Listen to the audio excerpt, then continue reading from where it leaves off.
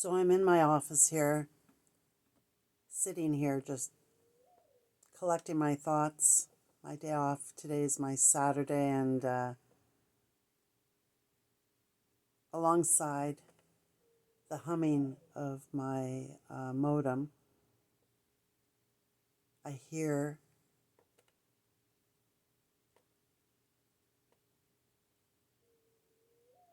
the sounds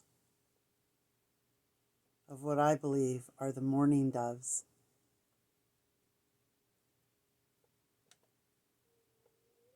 And with that said, I know that my loved ones are near. Mom and Dad together, and they're here near me, as this is one of the signs of those that have left and are nearby. Listen.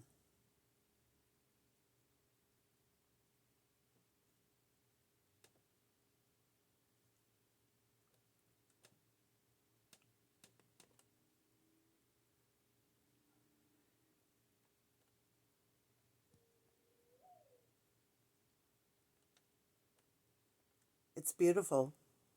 It's a beautiful sound, and it explains all the bird shit on my balcony. That's for sure.